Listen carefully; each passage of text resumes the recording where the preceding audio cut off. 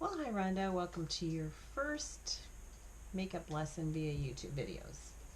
Hopefully you had a fantastic vacation and you're ready to get back to playing piano. I'd like you to start with the theory book that I gave you, and I'm going to make one of these videos about the key signatures, and then I'm going to do another one after this. And then I'll make a third video. Remember, all these have to be short because of the uploading restrictions that I have on YouTube. So there'll be 3 of them, and I'll number them 1, 2, 3. And hopefully, I told you that. I should have told you that in a text, though I haven't sent it yet. But so you know to look for those when you get to the YouTube channel. I'd like you to turn to your page 8, which would be the beginning of Unit 2 in your theory book. And we're going to talk a little bit about key signatures. We've touched on it some, but I think we're ready to delve into it. I think you're ready to grasp the whole understanding of it. Once you get the basic concept of it, you can just apply it to the different keys. And we're going to start after we finish this last D major unit in your book, and we start branching off into other intermediate level material. I'm going to be throwing different key signatures at you, not literally, but figuratively. What I need you to learn how to do is play in the different key signatures, and so recognizing them and being able to name them is going to be a really important skill for you to develop.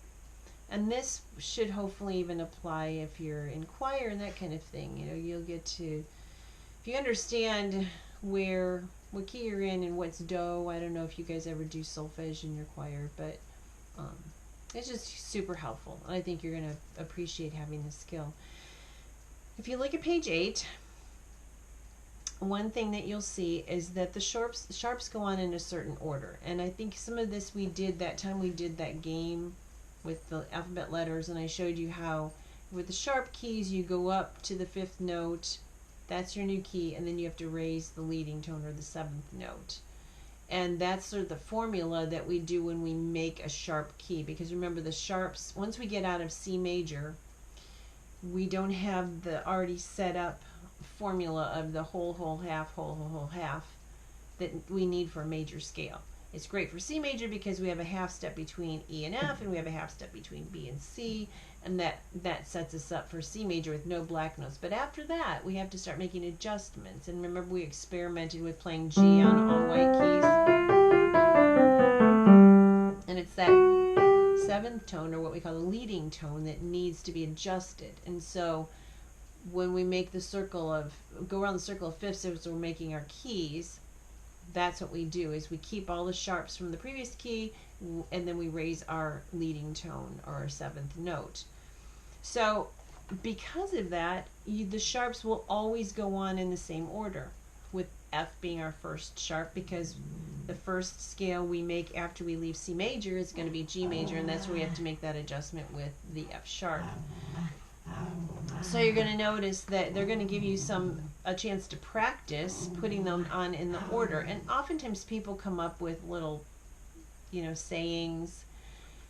I think I did something with my kids way back when I was doing a group lesson. I don't really know one for the sharps as well as I know for the flats go on a lot easier because it makes the word bead. You'll see that. One thing I wanted to stress is while you're practicing writing the sharps and the flats, accuracy is really important. If anybody ever reads your music, it's important that you're marking on there really what you mean. It's kind of like, using the right words in a sentence if you want to make sure that people understand what you're conveying. So in the same way, writing your sharps where they're supposed to, writing your flats where they're supposed to is really important. So I was just going to show you, whenever we have a sharp that's going to be on a line, and let's just do that F sharp first because it is on the line. You want the line, it's like a tic-tac-toe board, and you want the line to be going like right through the sharp, okay? So that way I can tell that it's the F line that I am raising a half step. So that applies then if I'm going to put the C sharp on. Again, you make it like a tic-tac-toe board. But see how I've got the whole space covered in that sharp. So trying to put the sharps on accurately is important. The same way when you get to the flats, a flat is just like a lowercase b, only instead of rounding the bottom, we make it pointy at the bottom. So I'll show you again what it should look like with the line going through the flat, and then the line of the flat on a sharp. So it should look like that with the flats, because that way I can tell that my B flat is on the line, my A flat is on the space. I'm not too good at this camera thing, but there, that looks, I think, a little bit better. So they'll have you write them, all the sharps and all the flats, 3 times in both of these. So just strive for some accuracy. And if you can get to the point where, for what works for you, I don't know if it's easier for you just to think, okay, I know F, when I do the G scale, it has 1 sharp. When I do the D scale, it has 2. That's the other thing that's really helpful when you're doing these key signatures is if you look on page 8, it says to discover the name of a major sharp key, name the last sharp to the right in the key signature, and they've circled that for you. And then if you go up a half a step from that last sharp, that's the name of your key. So they show you with little arrows. I think it's fairly self-explanatory, but that's how if we're just looking at a key signature and I say, like you're going to do for exercise 2 on page 9, you're just going to go to that last sharp, go up a half of a step, and that's going to be the name of the key. So on page 9, you get to practice looking at the key signature already given to you and writing its name. Make sure you include major, please, because right now we're just dealing with major keys. And then exercise 3 is you're going to you're going to be putting the sharps on for the key signatures. You're going to follow the same kind of method for the flats, which are going to be pages 10 and 11.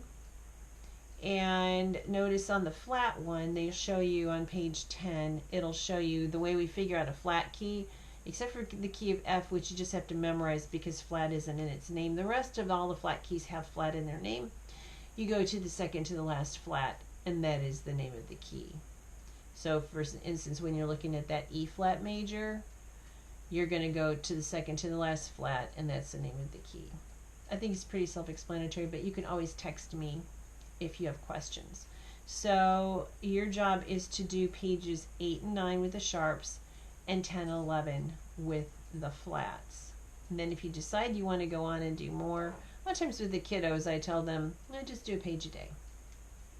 So if you feel like you want to do more, the page 12 is just working with, you're seeing the scale and they're asking you to write the sharps next to each of the raised notes, and then you write the key signature at the side. And again, remember, they've got them in the order of 1, 2, 3, 4 sharps. So just remember, you always keep the sharp from the last key, and then you're going to raise the 7th note, or second to the last note. So, all right, so there's your assignment for key signatures. Text me if you have questions.